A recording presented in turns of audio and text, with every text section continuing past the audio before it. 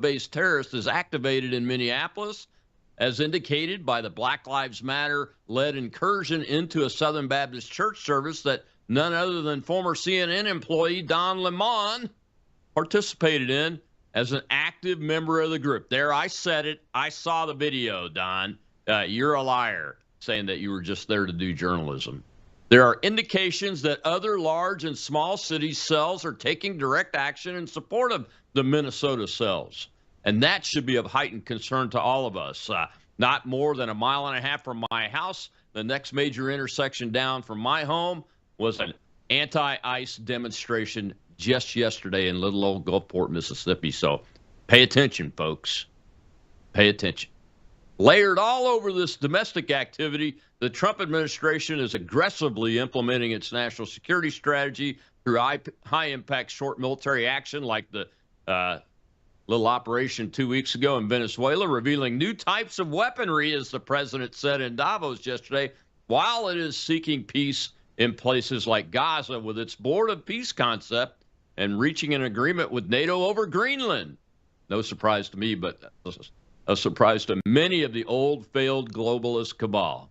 Well, my guest today is independent journalist Matt Tardio. As a Green Beret, Matt led several operations in Afghanistan that decimated ISIS-K, didn't lose a single Green Beret casualty. That's amazing. In addition to his time in the military fighting against terrorists around the world, Matt's gained knowledge and experience as a police officer. He trained numerous SWAT teams and officers to respond to active shooter situations, and he's also the host of Speak the Truth, which you can find on YouTube at Speak the Truth Actual, at symbol Speak the Truth Actual. Matt, welcome back to the Rob Maness Show. I mean, it's good to finally be able to sit down and talk to you one-on-one. Yeah, I appreciate you coming back on, man. It's been a while, over a year, since the first time you came on.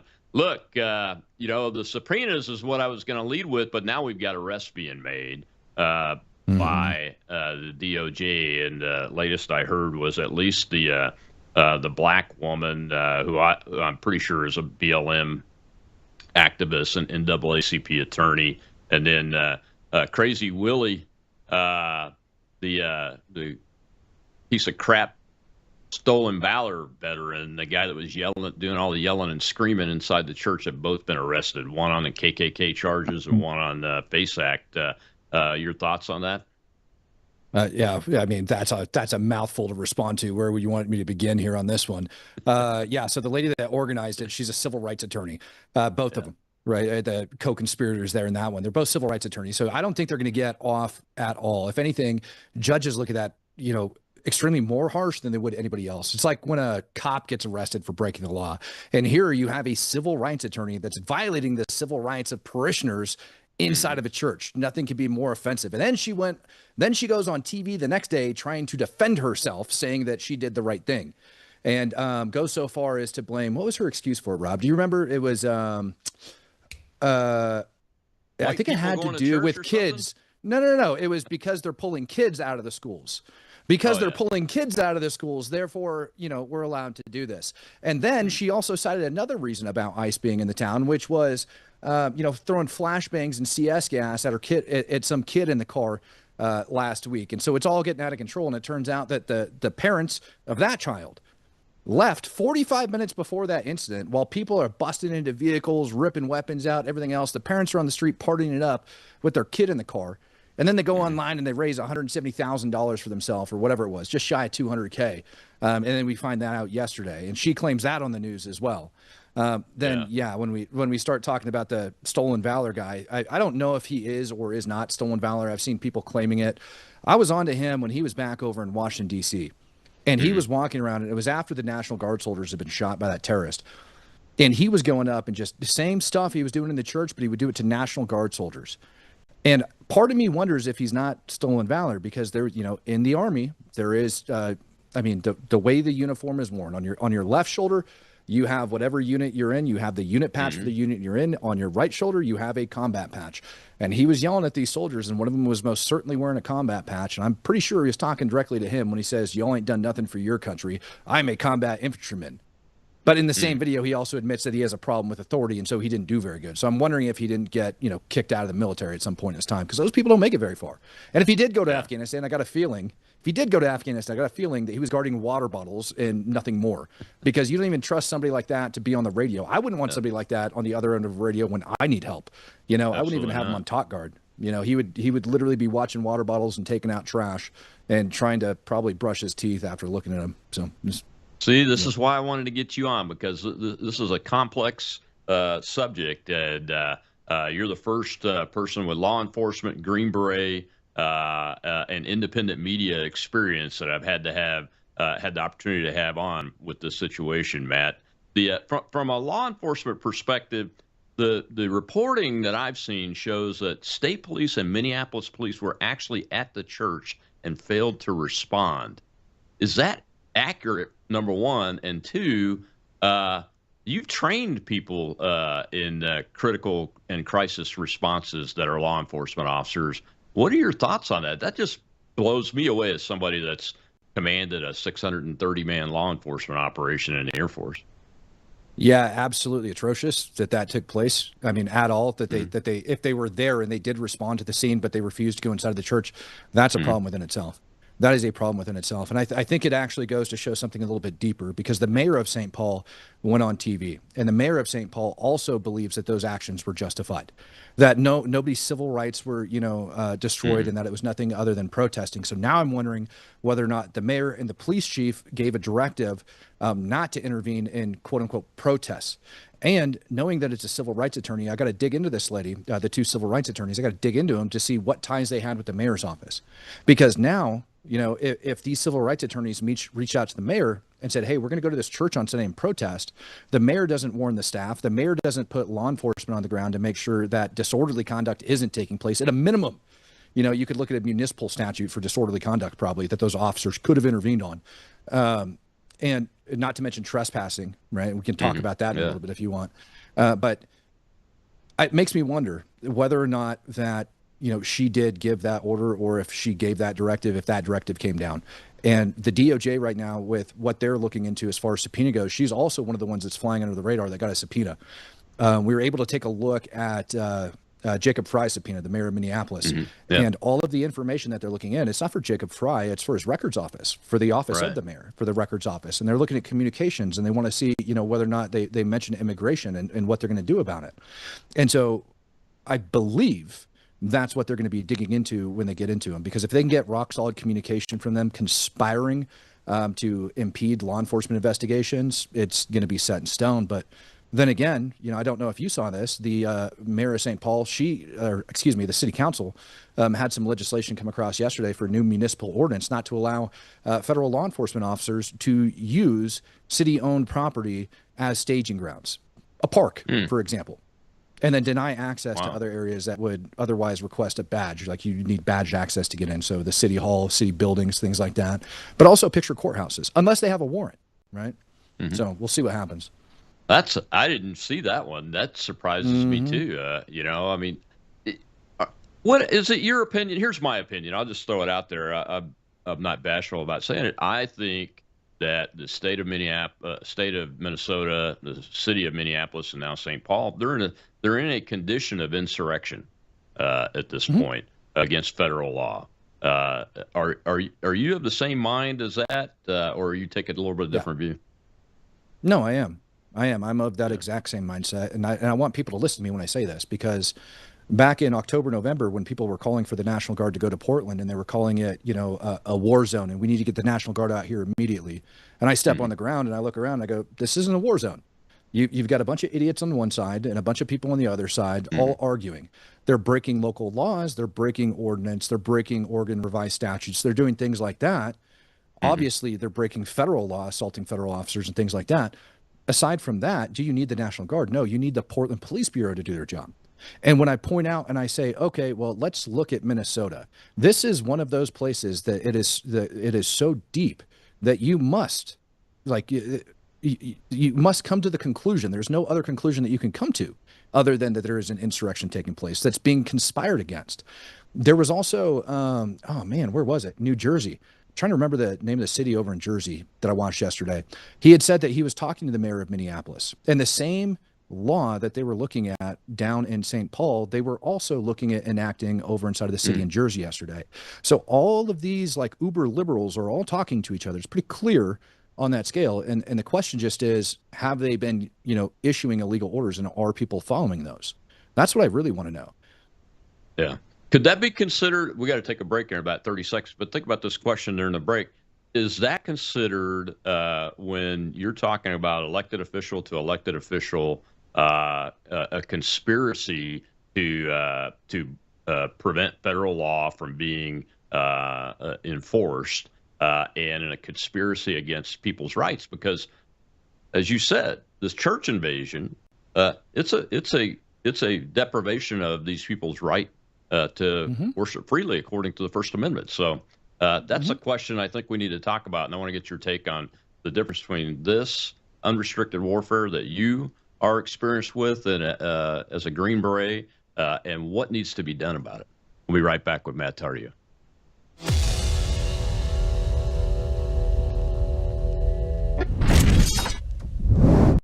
Hello, I'm Brandon House. Would you like to gain access to over 20 years of my radio shows, TV shows, my books? I've written 15 books, and most of those books are ebooks now. And we have conference DVDs, conferences where we filmed our conferences at the Ozarks, literally starting 20 years ago.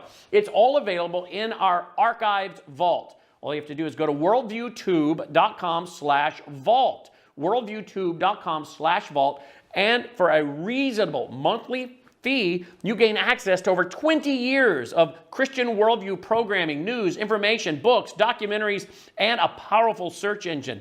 And folks, it's a great way not only to educate yourself, equip yourself, but it's a big way that you can help fund our continuation as a broadcast network. Please check it out. worldviewtube.com/vault, worldviewtube.com/vault, and help us continue pushing out a Christian worldview.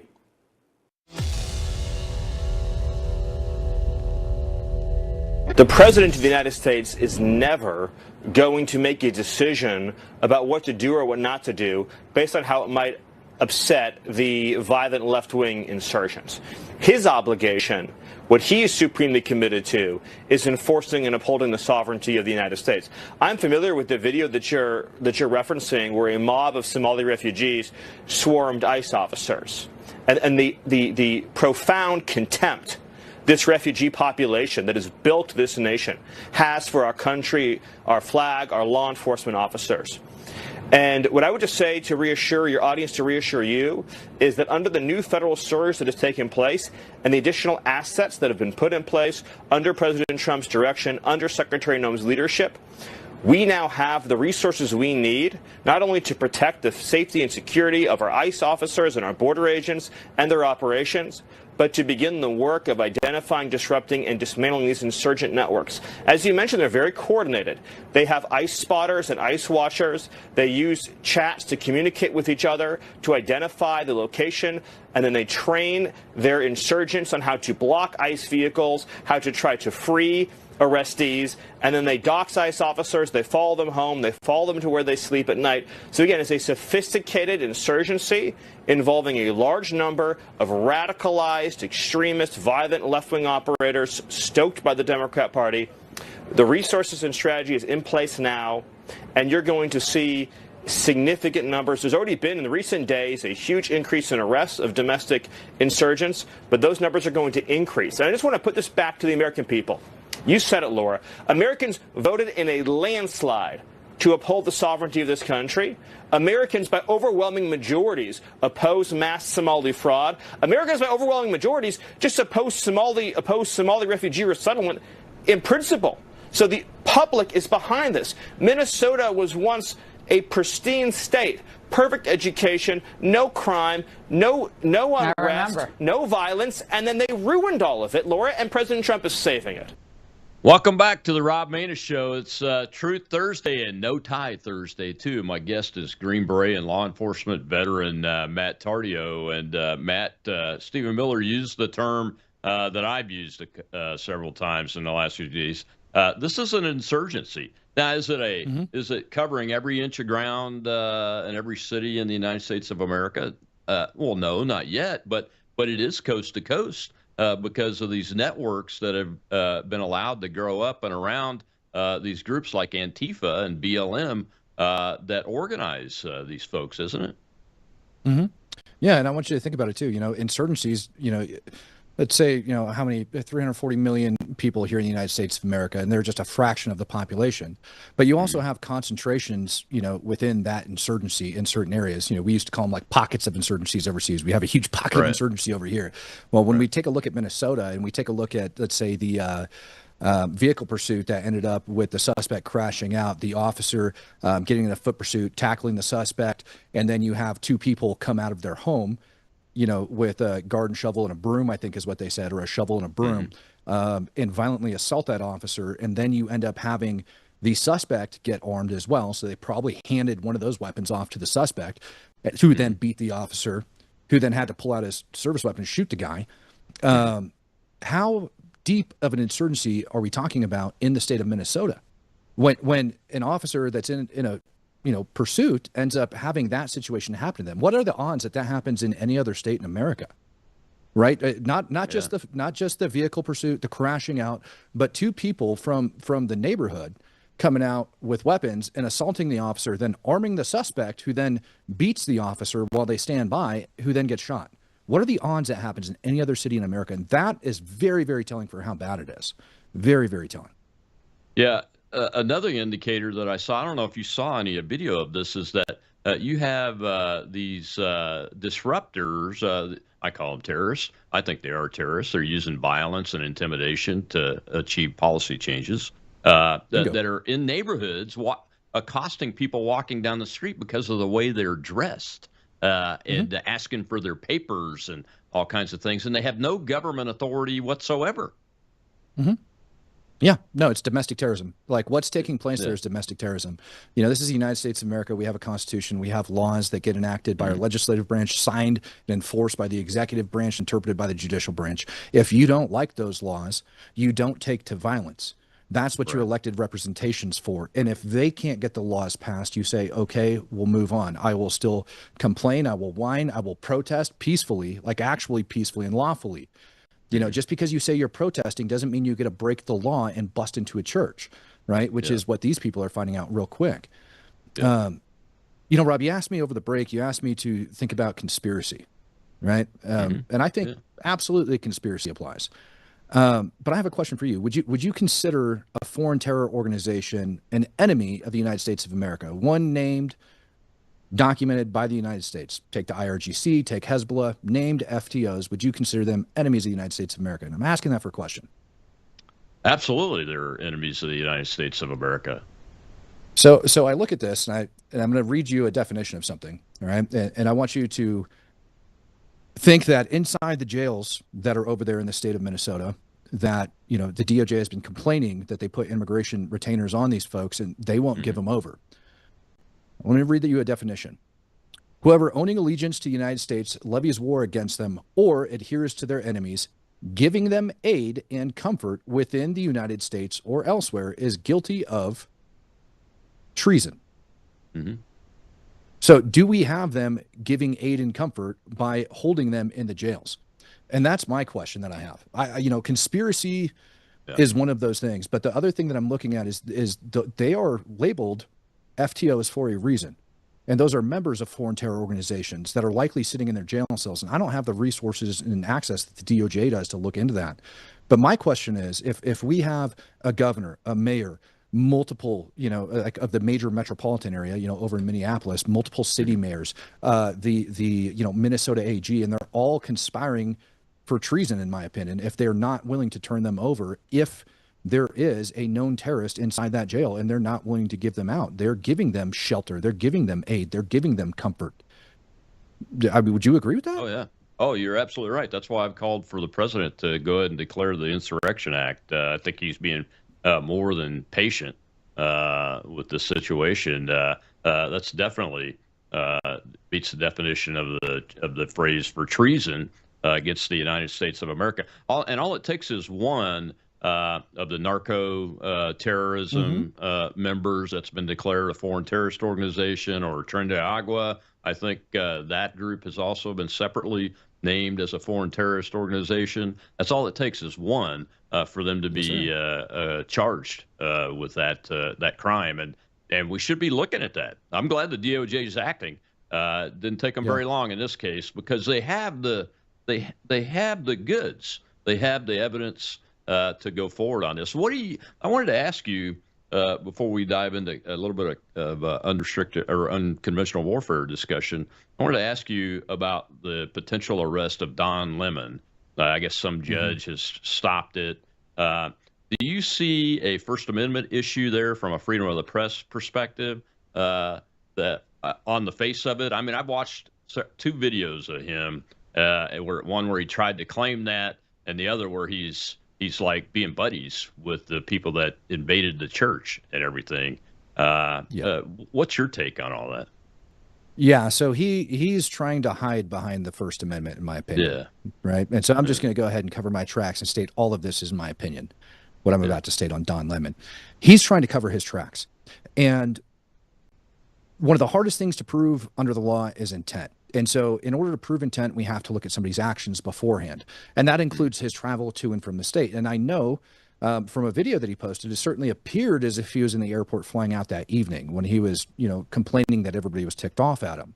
So it looked like he flew in particularly for this event. And then the next question is, okay, well, you flew into town for this event. Why did you choose to go to this event?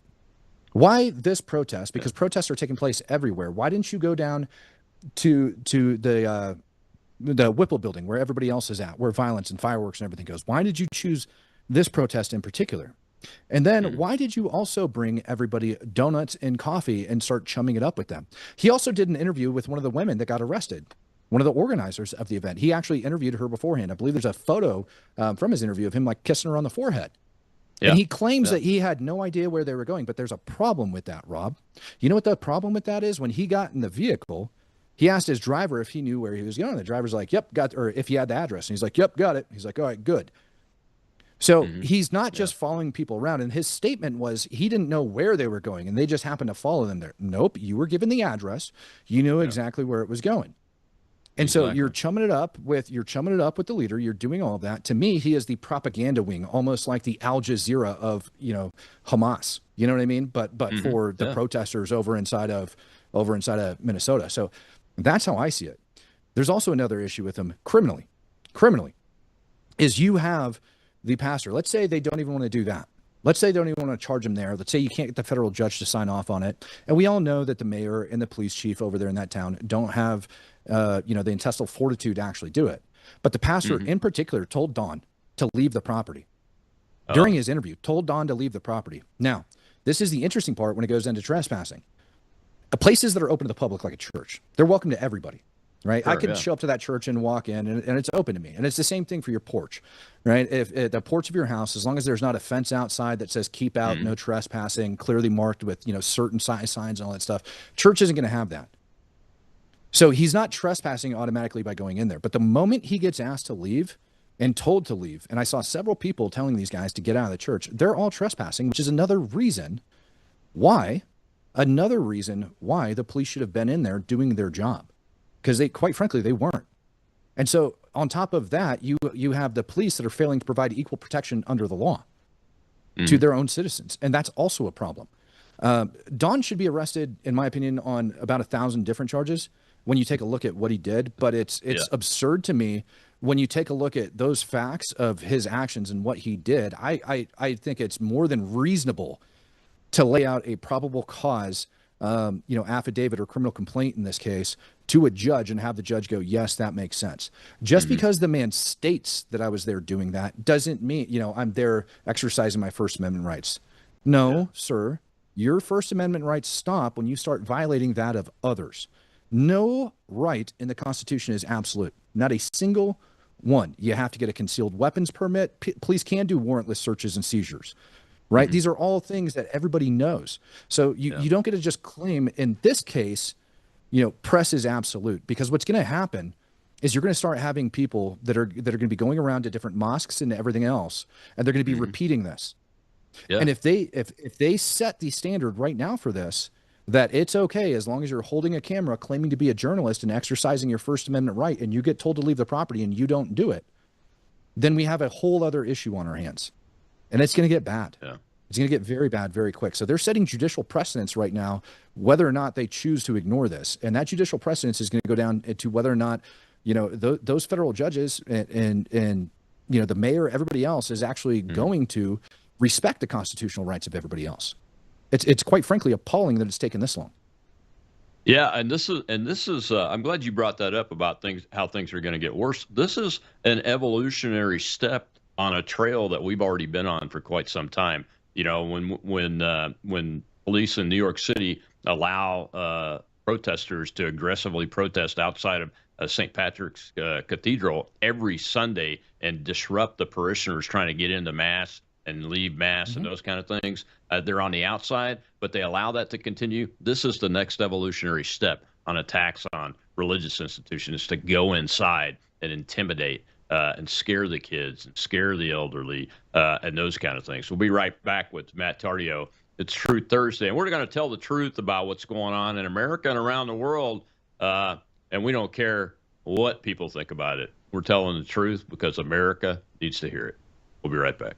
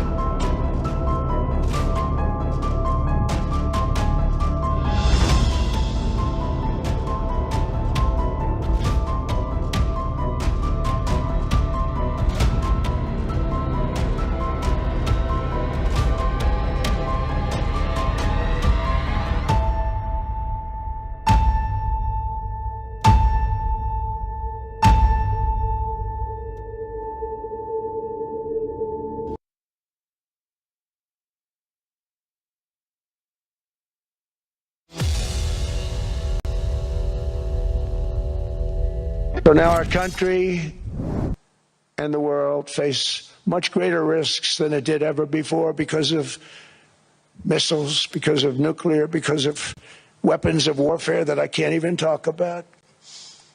2 weeks ago, they saw weapons that nobody ever heard of. They weren't able to fire one shot at us. They said, what happened? Everything was discombobulated. They said, we've got them in our sights. Press the trigger, and nothing happened. No anti-aircraft missiles went up. There was one that went up about 30 feet and crashed down right next to the people that sent it. They said, what the hell is going on? Those defensive systems were made by Russia and by China. So they're going to go back to the drawing boards, I guess. Welcome back to the Rob Maness Show. It's Truth Thursday, and my guest is Green Beret and law enforcement veteran Matt Tardio, and I call him an independent media journalist too, because I see him out there doing independent media work all the time and risking his life doing a service for all of us, like a lot of other of our friends are doing every day. And Matt, I wanted to ask you, the Green Beret detachment teams, their primary function, I don't think most people understand it, is to go into countries that have an indigenous population that are, and you guys train them to resist, to basically be insurgents against the tyrannical government and those kind of things, right? Yeah, unconventional warfare is what it's called. Correct. Yeah. Do you feel like when you see these terrorist acts on U.S. soil, like what's happening with these activist groups and protesters, demonstrators, whatever you want to call them, the insurgents, do you feel like you're looking in a mirror at what you have trained other folks to do around the world? You see any similarities? Yeah, a little bit minus. Well, okay, so there is, but in my opinion, there's foreign influence and foreign help that goes into it that I've noticed over the last year since I've been looking into a lot of this stuff. And I say that because let's say, some of these radical sites, some of these radical leftist sites and stuff that I've came across, and we're not even talking about on the Tor browser or the dark web. We're Right. talking about on the World Wide Web, like regular internet. If you've got the address, you can make it in there and you can take a look. Homemade explosive books and things like that have been posted online, and I noticed that some of the recipes for some of those explosives are coming from what I would call some, I don't know, things that I'm familiar with from overseas, right? Hmm. So I do believe that we have that. I also noticed that a lot of their talking points and things like that come from some of the America's enemies, right? That are pushing particular literature and everything else. Terrorism is taking like a different turn here in the 21st century.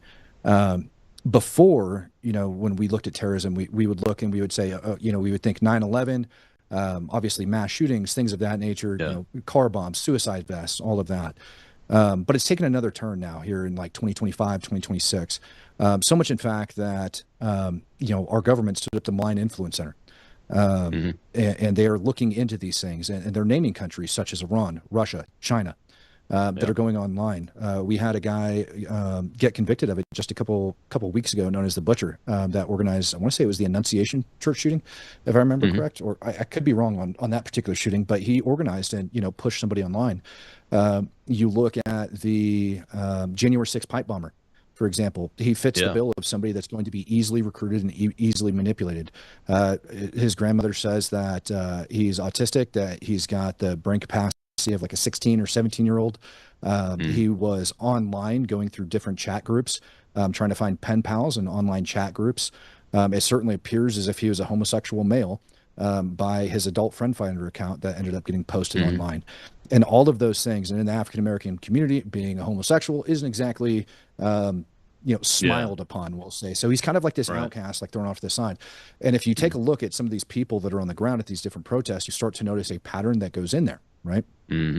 People Yeah. are picking up on the transgender community. Look at Charlie Kirk's killer. Yeah. People are picking up on the transgender community as being a major part in this. But what they are failing to realize, is that that's also a very vulnerable population that can get pushed and influenced very, very well. And so, Mm. yeah, I do see evidence of it. In my opinion, I do see evidence of it. We could look at the second Trump assassination attempt down at the golf course in Florida. Yeah. That guy spent a lot of time over inside of Ukraine, and I know for a fact he wasn't recruiting for the Ukrainian military, but on his Facebook page he thought he was. Right? Yeah. They refused to Hmm. let him join the military because he's kind of weird.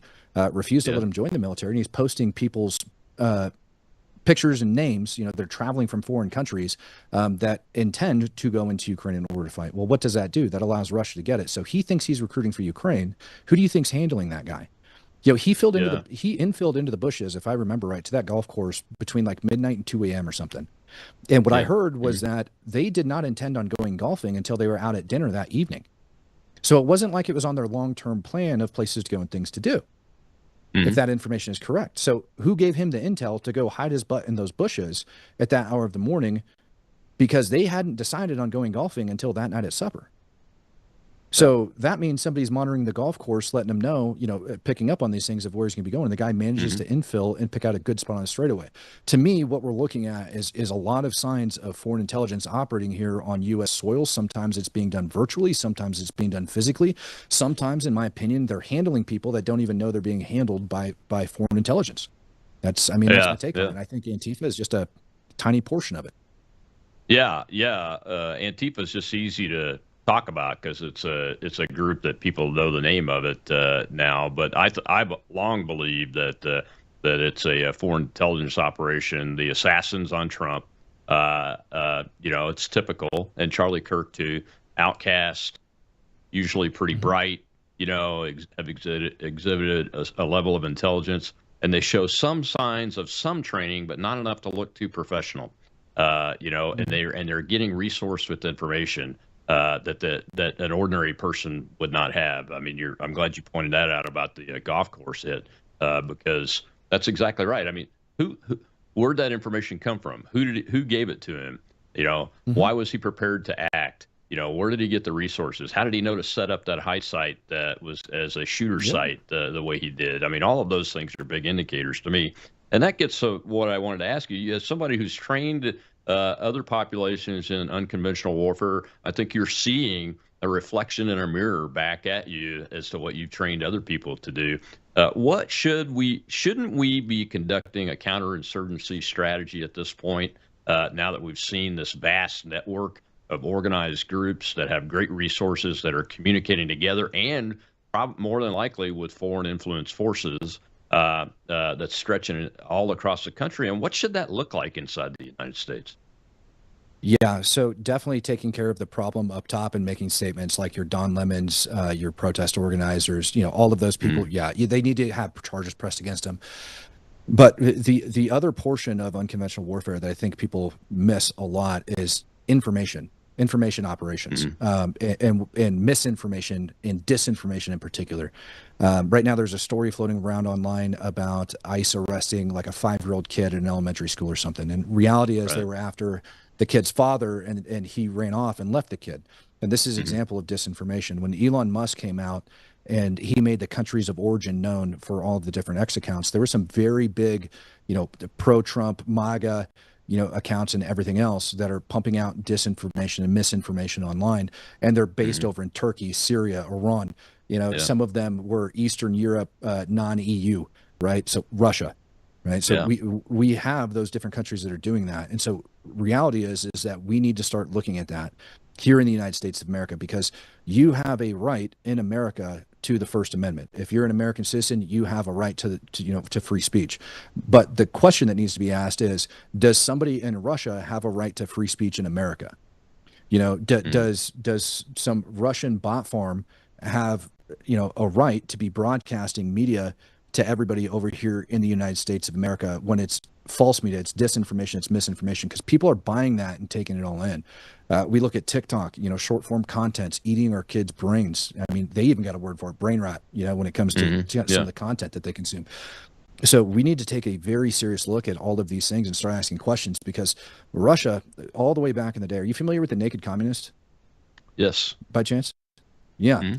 I mean, we're talking, what was that, 50s? Mid 50s, late 50s, somewhere around that. And for those that don't, this was a former KGB agent that ended up flipping, and he has all of the rules, right, for what the KGB agents who were infilled into the United States of America during the Cold War, on how to ruin America from the inside.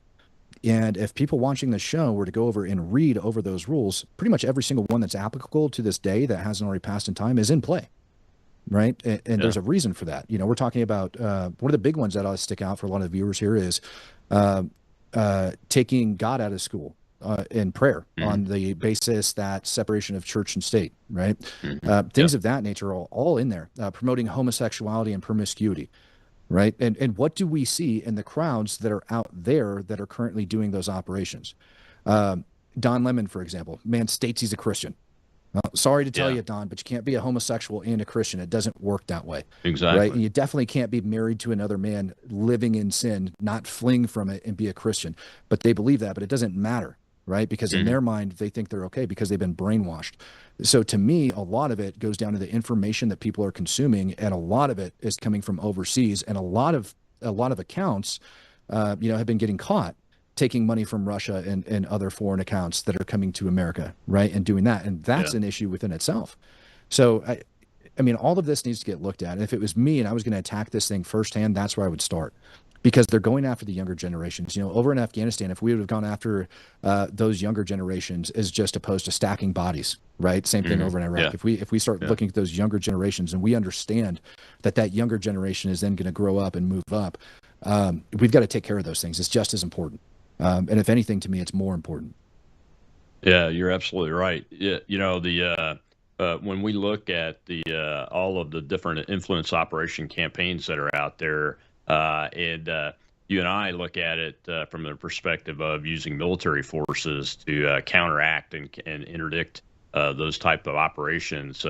But we have posse comitatus inside the United States, different authorities for different types of forces, Guard, Reserve, Federal, active duty military, and those kind of things. But don't you think it's time that the federal authorities and the commander-in-chief and Secretary of War take a hard look at this and start figuring out which authorities we can use? Because we could combat the narrative building coming in from outside of the country with Cyber Command, and those kind of capabilities. We don't have to give away secret capability every time we do an operation, but if we don't use our capabilities for national security, and we just rely on ad hoc task forces amongst the different law enforcement organizations, I don't think that's a winning strategy, is it?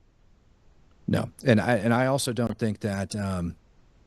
How do I want to say this? I look at the Insurrection Act. I look at using federal troops on U.S. ground.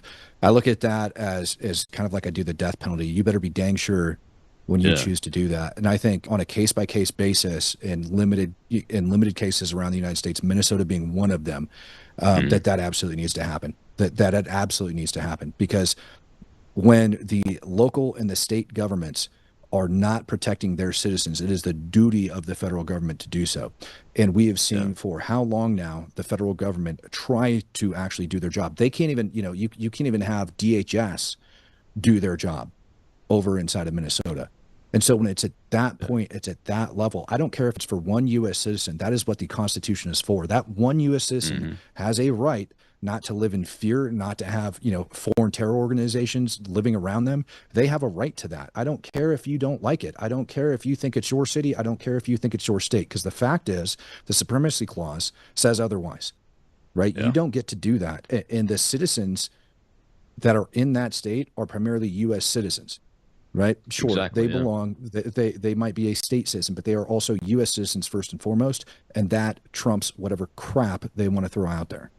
Exactly right, man. Well, we got to take our last break. We're going to shift gears for the last segment. I want to talk with you about the Board of Peace. You've been to Gaza. You're a Green Beret veteran, those kind of things. I want to get your take. We got a little clip from Vladimir Putin in English when we come back in with Matt Tardio here on Truth Thursday.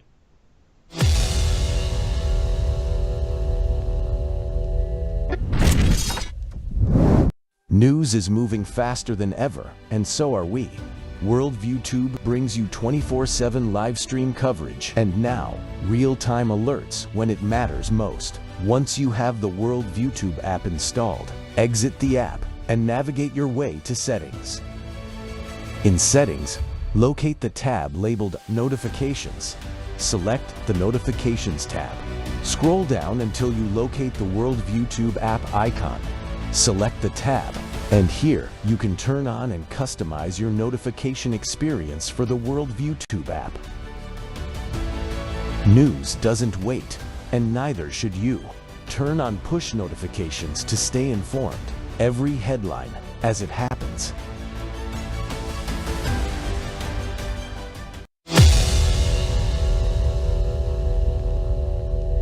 As for our participation in the Board of Peace, the Foreign Ministry has been instructed to study the documents we've received, to consult and seek advice from our key partners, and only after that we will be able to respond to this invitation.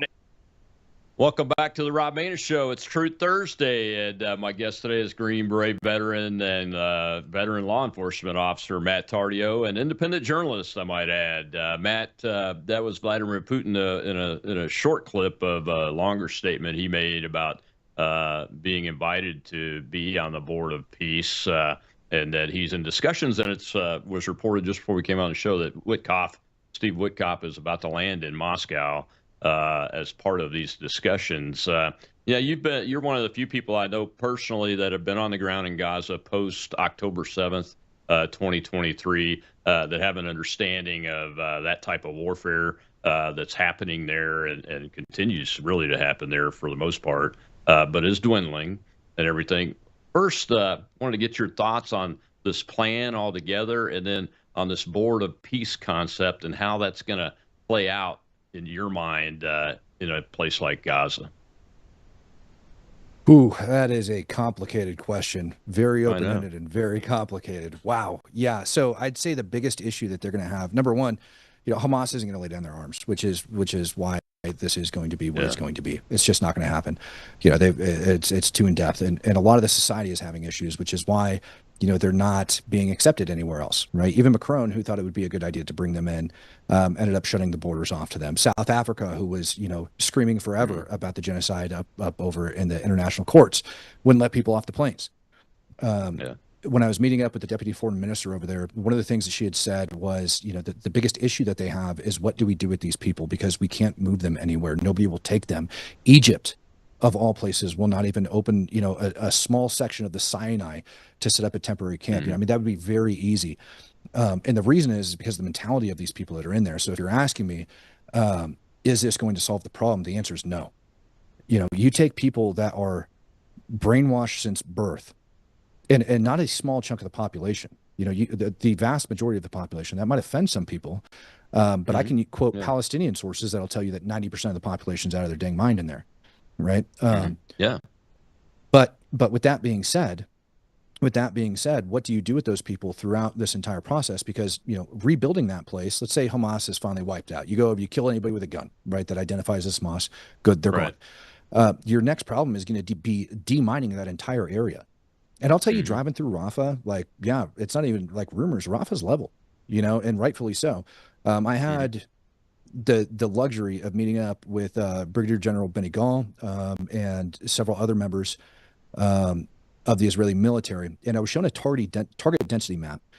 And they take an actual additional process and step that the United States military doesn't when it comes to identifying, labeling targets and everything else. And I was shocked. You can't walk down a city block in Gaza without crossing, you know, 2 or 3 different legitimate military targets, things that the United States would have no problem leveling. All right. So the fact that anything's left standing over there is absolutely insane to me. And there's a reason why they haven't, you know, looked at Israel in the international court. And that sounds hard for people to believe, but what they don't understand is you've got over 2 million people, you know, crammed into the city the size of Las Vegas that have been building for decades, you know, this war. And so when you talk about demining Gaza, I'm not talking about, you know, like, you know, a battlefield over in Iraq or Afghanistan that maybe some of the U.S. war vets might be used to. I'm talking about, you know, just as bad as the front lines in Ukraine, if not worse in some places, right? So we've got a serious problem here, because you can't just cut the population loose to run over there, because they will be recovering munitions, because they have that crooked mentality that's been worked into them. You don't want them to have it. You can't just send in engineers to just go start plowing everything over, because then they're going to start getting blown up and die. And who's eventually going to want to do that job? So there's a huge demining, you know, thing that needs to take place. And then tourism and everything else that goes into it. Gaza used to be beautiful before October 7th. It really did. It did. It had 5-star resorts in it, for crying out loud. You know what I mean? They're water parks. This is all stuff. You can go look this up on Google Maps. This is not Matt Tardio making this up. You know, it's a beautiful place. It's sad to see, you know, so how that's going to work out, I don't think it's going to work out so good, to be perfectly honest and be quite frank. I don't think it's going to work out so good. But what I did notice was that a lot of the people in Gaza seem to be a lot happier with, we'll call them, you know, Israeli forces and the international community that was coming in to help. And the one thing that I got told from a man in Gaza was that until the Gaza Humanitarian Foundation, which is no longer, you know, there, but until they had arrived, that they had not received a single ounce of free food. And you got to think about this, because you've got the UN World Food Program operating in there and several other things. So these people have been oppressed as well. So not only do you have a population that has been indoctrinated since birth, but you also have an extremely oppressed population. And those two things don't go very well. And so in my mind, I hate to say it, but, you know, education is going to have to be huge in this part of it. You know, a lot of education is going to definitely have to take part of it, especially if they want to be involved on the world stage or on the international community level. Otherwise, it's just going to sit there and continue to fester. It needs to get taken care of. And I hate to say it, but education camps need to happen. And it sounds dirty, but when you look at what they've been through, I think it absolutely needs to happen. And unless things like that actually happen, I don't think you're going to have a success. Now, you're always going to have an issue with violent extremism in places like that after the majority of the fighting's said and done. But it's a generational issue, and it's going to take time. And I don't think people understand that. I think even Bibi said it's going to take 10 years. 10 years when this thing first started. 10 years before the conflict's over. You've got to train up local paramilitary forces. You've got to train police forces. Try to look at the laws that were over inside of Gaza prior to this. You're not going to find any. You're going to find one loose document with a bunch of squiggly marks on it. But basically, it was Sharia law. You had an issue, you take it to the mosque and let them figure it out.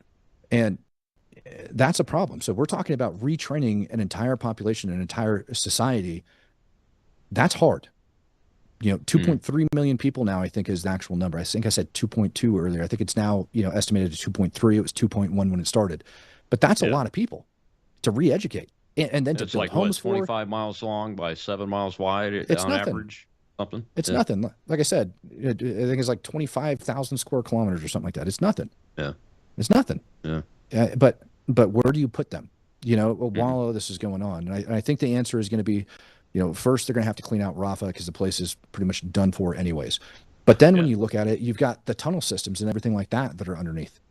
Yeah, I was going to ask you, what is the damage level in a realistic terms of the tunnel systems? Those are hardened underground infrastructure all over the place.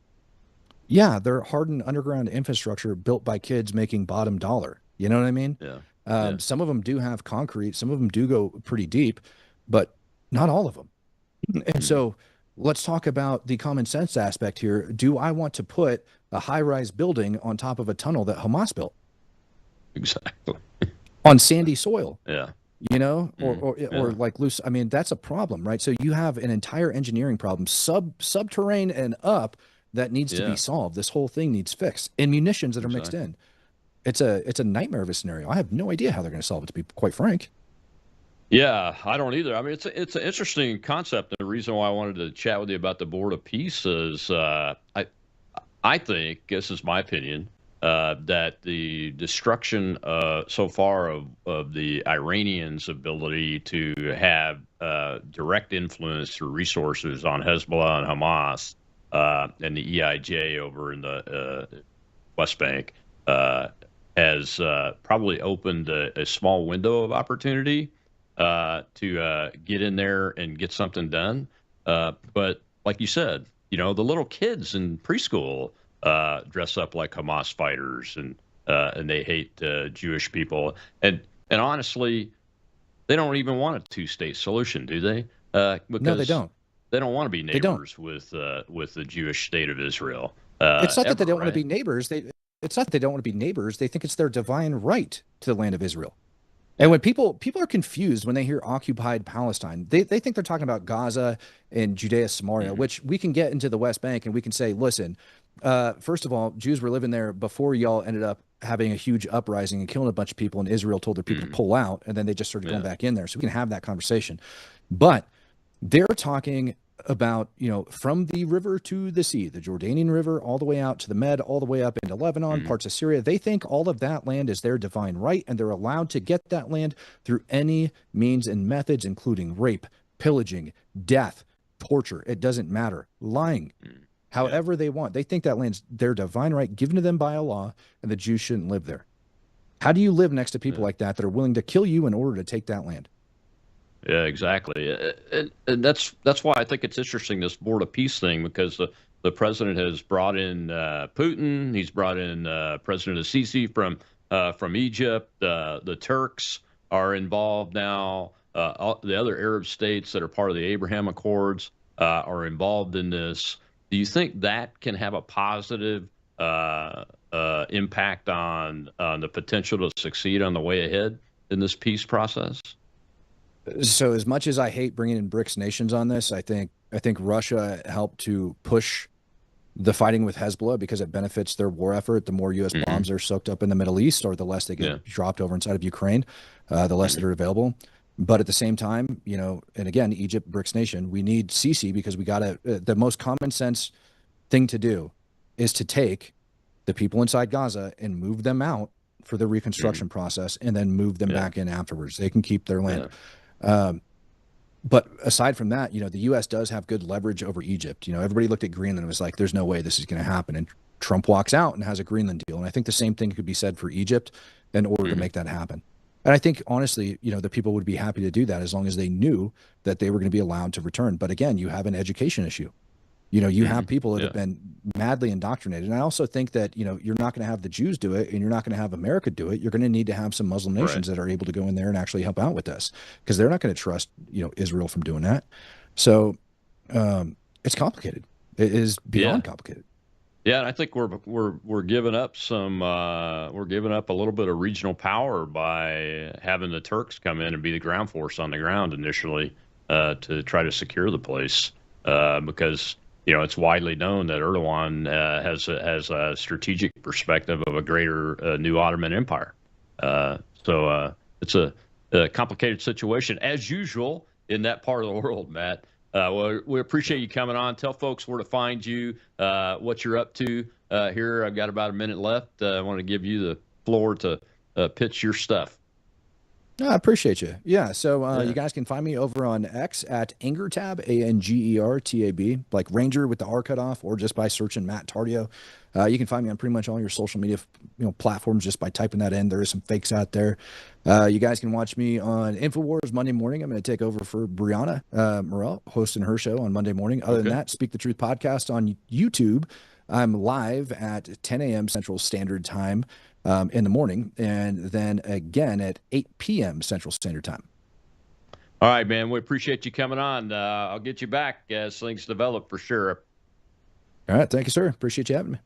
You bet. Well, Monday, more War Monday. I'll see you then on the Rob Maness Show.